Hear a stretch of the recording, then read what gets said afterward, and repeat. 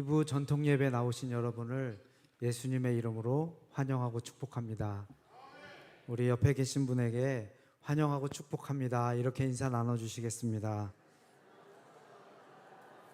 좀 옆에 계신 분이 편안하시면 이렇게 악수로 이렇게 손도 한 번씩 잡아주시고 사랑하고 축복합니다. 그렇게 좀 나눠주세요.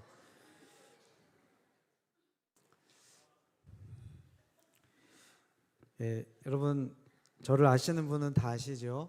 인도에서 제가 오랫동안 선교사로 사역을 했습니다.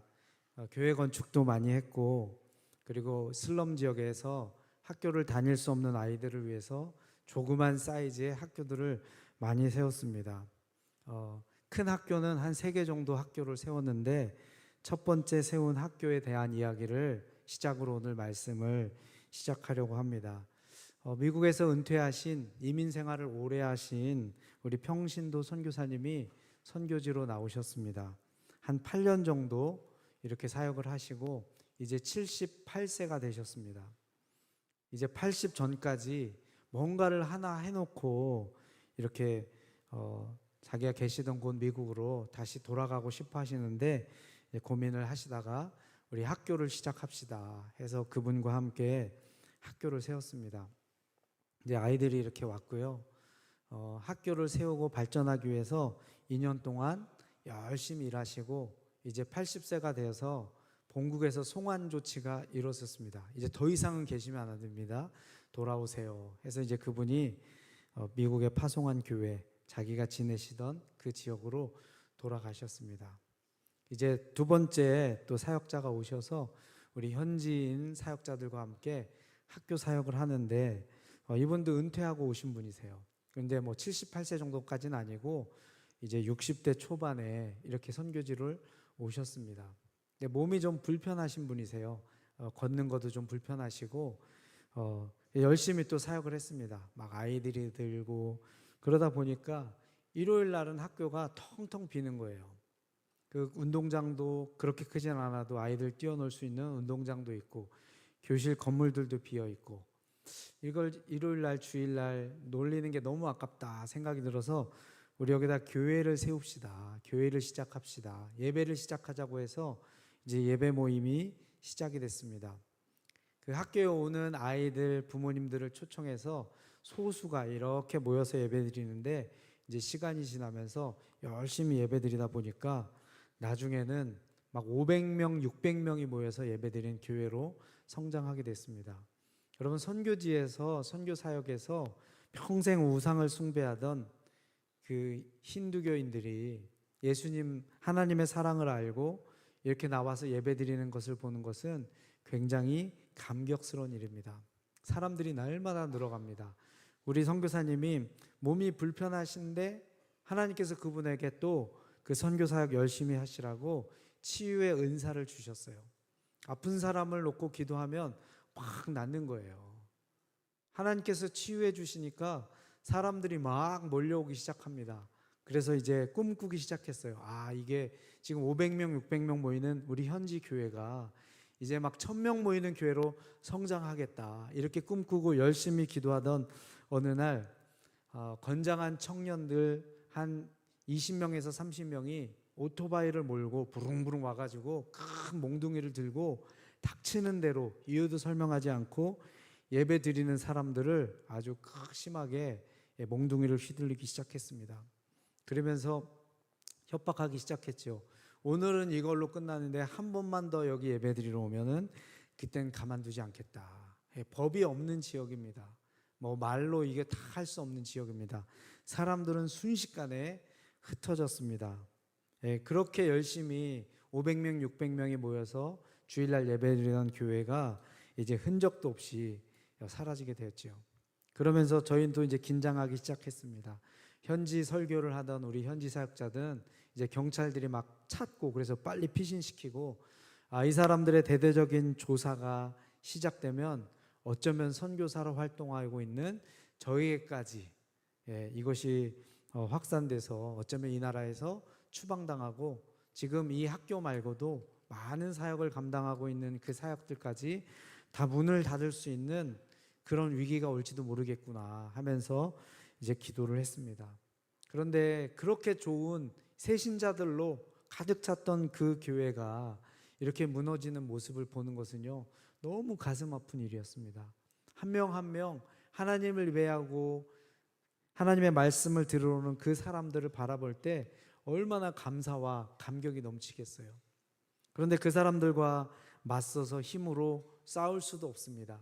상대가 되지 않습니다.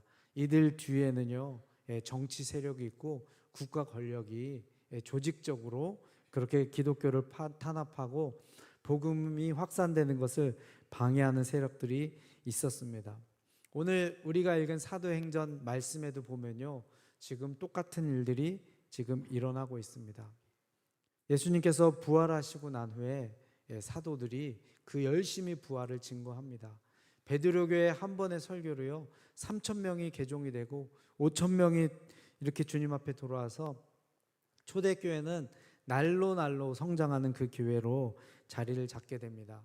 얼마나 사랑이 많은 교회인지 자기의 가진 재산을 처분해서 성도들의 필요를 따라서 나눠주는 그런 교회 공동체였고요, 모이기를 힘쓰는 교회였습니다. 그리고 예수님과 함께했던 그 사도들의 말씀을 배우면서, 그리고 사도들의 치유 사역과 온갖 종류의 기적이 일어나는 살아계신 하나님을 체험할 수 있는 너무나도 환상적인 그런 교회였습니다. 그런데 스데반의 죽음으로 시작되죠. 이제 대대적인 박해가 시작됩니다. 그 박해 중심에는 사울이라고 하는 인물이 등장합니다. 아주 집요한 사람입니다. 그리고 이 교회를 없애기 위해서 잔멸하다라고 하는 표현을 쓰는데요, 예수님을 믿는 이 교회 공동체를 뿌리째 뽑기 위해서 집집마다 찾아다니면서 수색하며 기독교인들을 색출하는 작업을 합니다. 남자들만 잡아가는 것이 아니라 여자들까지도 잡아갑니다. 이렇게 교회가 뿌리째 뽑힐 줄 알았는데 하나님은 이런 어려운 상황을 통해서, 핍박과 이 박해 상황을 통해서 그리스도인들을 흩으십니다. 그들이 유대 지역과 사마리아 지역 많은 지역으로 핍박을 피해서 도망가서 그곳에 가게 됩니다. 그곳에 가서 그들이 가만히 있지 않고 계속해서 예수님을 증거하는 그 역사가 펼쳐집니다. 오히려 교회를 핍박했지만 이 핍박 때문에 복음이 급속도로 확산되는 그 역사가 일어납니다.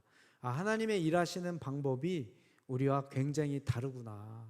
하나님의 뜻과 우리의 뜻은, 사람의 뜻은 굉장히 다르다는 것을 우리가 알 수 있습니다. 그런데 예루살렘 교회 시점에서 여러분 우리가 한번 생각해 봤으면 좋겠어요. 그 좋은 교회 공동체가 하루 만에 없어졌습니다. 다 흩어지게 됐어요. 그 예루살렘에서 삶의 터전을 잡고 있었던 자기 비즈니스도 거기 있겠죠. 자기 직장도 있었겠죠. 너무 좋은 믿음의 공동체가 그곳에 있었는데 이제는 잡히면 감옥에 가야 되는 생명의 위협을 느끼는 그 상황을 그들은 맞이하게 되었다고 하는 것입니다. 하나님께서 이런 핍박을 통해서 그들을 사용하십니다. 하나님 너무 하신 것 아닙니까? 이렇게 초대교회에 예수님을 믿은 사람들의 인생에 더 큰 은혜와 복을 주셔야 되는데 하나님은 핍박이라고 하는 것을 통해서 그들을 사용하셔서 하나님 나라의 확장을 이루어 가십니다. 그들은 자발적으로 복음을 증거하지 않고 비자발적으로 강제로 끌려가서 도망가서 복음을 증거하게 되었다고 하는 것입니다. 여기서 우리가 한번 중요한 부분을 한번 생각해 봐야 됩니다. 우리가 추구하는 인생의 방향이 있고 목표가 있습니다. 예루살렘 교회가 더 잘되고 그곳에서 하나님의 큰 은혜와 복을 누리며 사는 것이 우리 성도들의 꿈이 아니겠습니까? 하늘의 축복을 이 땅에서도 누리는 그런 삶을 기대하고 있는 성도들에게 하나님께서 그들에게 주신 것은 뭐지요? 고난과 핍박이었습니다. 하나님이 제일 싫어하는 게 있습니다. 그것은 하나님의 축복이 흘려가지 않는 것이에요. 하나님의 축복이 나눠지지 않는 것입니다. 예수 그리스도를 통한 이 복음이 독점되고 있는 것, 그들만 공유하고 있는 것, 하나님 가장 싫어하시죠. 그래서 하나님이 좋아하시는 이 축복을 세계 만방에 흩기 위해서 하나님은 자신의 백성들에게 핍박을 허락하십니다. 우리 성도들은요, 성공을 꿈꾸고 행복을 노래합니다. 이 땅에서 성공하기를 바라고 이 땅에서 우리는 행복하기를 바랍니다. 이것은 우리의 생각과 우리의 계획입니다. 근데 하나님께서는 우리를 어떤 방향으로 인도하시죠? 자신의 영광을 위해서, 하나님 나라 확장을 위해서 우리 각 사람의 삶을 인도하시는데, 핍박도 박해도 하나님은 아끼지 않으십니다. 마음껏 이런 고난당한 상황을 허락하셔서 우리를 통해서 하나님의 복음이 흘러가도록 하나님 그렇게 이끄신다라고 하는 것입니다. 자, 우리나라 대한민국을 위해서 기도합니다. 저는 기도합니다. 여러분도 기도하시죠? 우리나라가 잘 되길 바라시죠? 여러분, 우리 대한민국이 잘 되면 다른 걸 다 떠나서 인구가 많아져야 됩니다. 이게 대한민국의 지금 저출산 문제가 심각한 문제예요.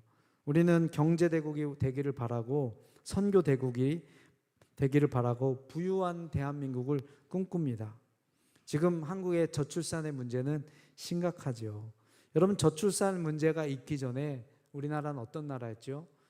진입장벽, 외국인들이 오기에 굉장히 어려운 나라 중에 하나였습니다. 아주 정말 선진국 이상으로 이 후진국에 있는 사람들, 복음이 필요한 사람들이 우리나라에 들어오기가요 굉장히 힘든 나라였습니다.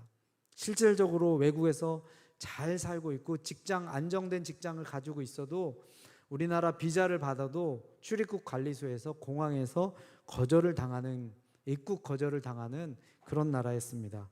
자, 지금 저출산의 문제로 어쩔 수 없이 우리는 세계 각국에 있는 나라 사람들을 환영하며 받아들여야 됩니다. 문턱이 굉장히 낮아졌습니다. 이것은 단순한 사회적 현상이 아니라 하나님께서 우리나라가 가지고 있는 저출산 문제도 주님은 사용하셔서 세계 각국에서 사람들이 우리나라에 몰려들어서 복음을 들을 수 있는 기회를 만들어가고 계시다고 하는 것입니다. 우리는 성장하고 성공하고 부유하고 강력한 것을 원하지만 하나님은 자신의 목적을 이루시기 위해서 역사를 주관하고 계시는 분이십니다. 우리가 삶의 목표, 진정한 성공에 대한 관점을 바꾸지 않으면요, 우리가 추구하는 우리 인생의 삶과 하나님께서 우리를 이끌어 가시는 그 삶의 방향이 맞지 않아서, 핀트가 맞지 않아서 계속 딴 방향으로 갈 수 있다고 하는 것입니다. 하나님께서 자신의 백성을 사랑하시고 아끼시는데 왜 그러면 핍박을 허락하실까요? 오늘 5절부터 8절 말씀해 보니까 예루살렘 교회 성도들의 핍박을 받음으로 복음이 확산이 됩니다. 하나님은 자기가 사랑하시는 자녀들에게 고난을 허락하실까요? 핍박을 허락하실까요? 그렇다고 한다면 왜 허락하실까요? 그 이유는 다른 데 있지 않습니다. 하나님은 저와 여러분 한 명 한 명의 삶이 가장 값진 삶에 쓰임받기를 원하십니다. 이 땅에서 성공하고 부유하고 행복하게 사는 것, 그것도 너무 좋고 가치 있는 일입니다. 그러나 그것보다도 더 가치 있는 일, 하나님께 영광을 돌리고 하나님 나라를 건설하는 그 너무나도 고귀한 일에 우리가 쓰임받기를 하나님 원하시는 거죠.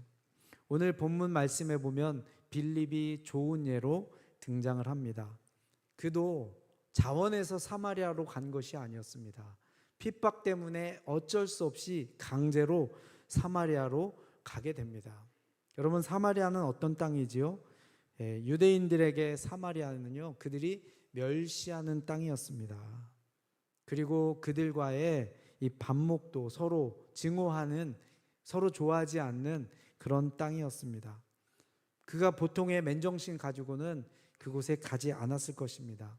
여러분, 낯선 땅에 가서 산다고 하는 것, 여러분 요즘같이 세상이 살기 좋은 시대에는요 그리 어려운 일이 아닐 수도 있습니다. 여러분 한번 생각해 보세요. 수천 년 전에 남의 나라 남의 땅 가서 산다고 하는 것 딱 보면 누군지 압니다. 그 사람들이 환영해 줄 그럴 이유도 없습니다. 그런데 하나님께서 그들을 그렇게 옮기시죠. 하나님의 목적을 위해서 옮기십니다. 오늘 본문의 순교한 스데반의 설교에 보면요, 이들의 조상, 하나님께 불순종한 그 유대인들의 그 조상들이 우상을 숭배하고 하나님께 불순종한 결과로 하나님께서 그들에게 벌을 내리십니다. 그 벌의 내용은 뭐죠? 바벨론으로 끌려가는 것이었어요. 너희들 조상들이 하나님 말씀에 불순종해서 바벨론에게도 끌려가고, 그리고 바벨론 더 넘어서까지 끌려갔다, 외국에서 타향살이를 했다라고 하는 것이 우상을 숭배한 자들에 대한 하나님의 징계와 벌 중에 하나였습니다. 여러분, 자기 땅에서 자기 나라에서 살고 있는 것이 얼마나 큰 축복인지 아십니까? 자, 우리 옆에 계신 분에게 당신은 굉장히 큰 축복을 받으셨군요.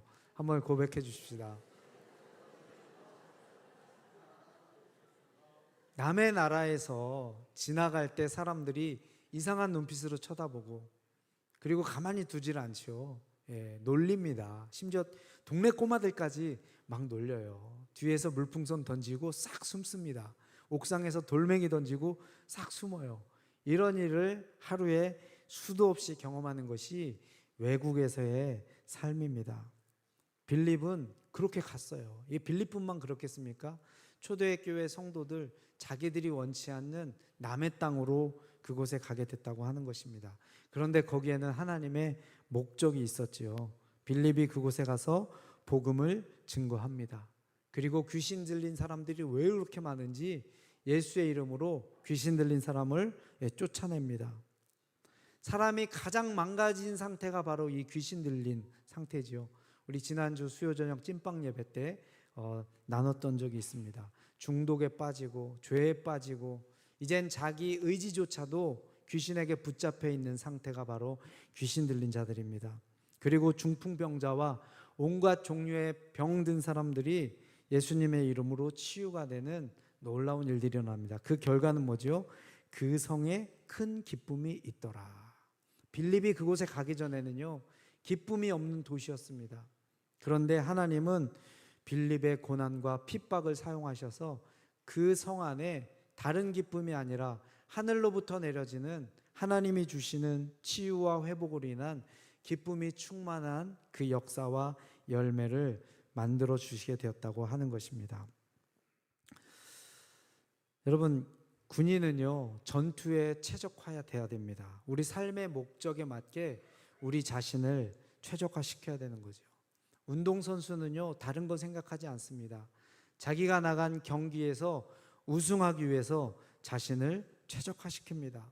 예술가는요, 자신이 설 무대에 그 공연에 맞춰서 자기 자신을 최적화시킵니다. 권투 선수는 이 링 위에서 경기에 나가기 위해서 몸무게 체중 조절을 하기 위해서 얼마나 노력하는지 모르겠습니다. 여러분, 연예인들 카메라 앞에서 그 TV 화면에 나오기 위해서 얼마나 많은 것을 절제하고 노력하는지 여러분 아실 겁니다. 한 연예인이 인터뷰를 하는데요, 자기의 소원은 라면 딱 반 개 끓여서 먹는 게 소원이래요. 라면 반 개. 그런데 그거 먹으면요 안 됩니다. 라면 반 개 먹으면요 자기가 열심히 지금 관리한 자기 몸매가 무너지면서 화면 TV 스크린에 나올 수 없는 거죠. 자, 우리 옆에 계신 분에게 라면 2개 끓여 먹읍시다 해주세요. 여러분, 라면 반 개 먹는 것조차도 절제하면서 자기의 목적에 맞게 최적화시키고 있는 것입니다. 여러분, 하나님의 백성인 우리들, 하나님은 우리가 무엇에 최적화시키길 원할까요? 그것은 바로 하나님 나라의 확장에 하나님 우리를 쓰기 원하십니다. 우리 성경에 우리를 일컬어서 우리는 예수 그리스도의 군사다라고 그렇게 일컬어 있습니다. 여러분, 군인은 무엇에 최적화시켜야 되죠? 우리의 시간, 재능, 에너지, 모든 열정을 위해서 하나님 나라 확장을 위해서 우리를 최적화시켜야 되는 것입니다. 우리가 이렇게 살기 위해서는요, 우리 인생의 목표를 바꿔야 됩니다. 여러분 원하는 대로 될 수도 있지만요, 잘 되는 거죠. 성공한 거죠. 그것보다 더 잘 되는 것은 하나님 원하시는 대로 우리 인생이 만들어져 가고 그렇게 흘러가는 것입니다. 내가 원하는 대로가 아니라 하나님 원하는 대로 내 인생이 흘러 들어갈 때 더 의미 있고 가치 있는 삶을 살 수 있다고 하는 거죠. 우리 인생의 성공에 대한 목표를 완전히 바꿔야 됩니다. 여러분, 이 땅에서 우리가 성공하면 얼마나 성공하겠습니까? 여기 우리 교회 오늘 지금 2부 예배 드리신 분의 평균 연령이 그렇게 낮지 않습니다. 이제 여태까지 살아오신 날보다 살아갈 날들이 더 적게 남으신 분들입니다. 우리 어린아이들이나 청년들에게 이 말씀을 증거하면 아예 귀에 들리지도 않습니다. 여러분, 우리 모래시계가 지금 딱 이제 모래가 떨어지고 있어요. 남은 시간이 그렇게 많지 않습니다. 그럼에도 불구하고 우리는 이 땅에서 더 행복하고 더 잘 먹고 더 잘 살고 무엇인가를 더 얻으려고 예루살렘에서 천국을 만들려고 그렇게 꿈꾸며 살고 있을지 모르겠습니다. 그런데 하나님은 그들을 흩으시지요. 하나님의 더 고귀하고 더 아름다운 목적을 위해서 핍박이라고 하는 것도 하나님은 허용하십니다. 여러분, 하나님의 백성들에게 하나님이 무엇을 아끼실까요? 우리를 사용하시는데 아까워서 사용 못하실 게 무엇이 있을까요? 하나님은 자기의 아들, 독생자들 예수님도 아끼지 않고 아낌없이 우리를 위해서 내어놓으신 분이십니다. 우리 세계 선교의 역사에 세계 선교를 위해서 100년 동안 기도한 모라비안 교도들이 있습니다. 그들은 정상적인 방법으로 선교사로 나갈 수 없자 그들 중에 일부는요, 자기를 노예로 팝니다. 자기를 노예 신분으로 만들어서 평생 노예로 살면서 그곳에 가서 예수님의 복음을 증거하는 거죠. 자신이 노예가 됐다라고 하는 그 인식이 그 사람을 불행하게 만들지 않습니다. 오히려 예수 그리스도의 군사로 복음을 듣지 못한 죽어가는 저 민족, 저 영혼들을 위해서 내가 복음을 증거할 수 있는 특권을 얻었다라고 하는 그 감사와 그 영광스러운 그 소명 앞에서 자기의 삶을 살아가고 있는 것입니다. 수년 전에 한국에서 그 문화사역으로 유명한 서울 강북에 있는 목사님하고 사모님이 인도를 방문하셨습니다.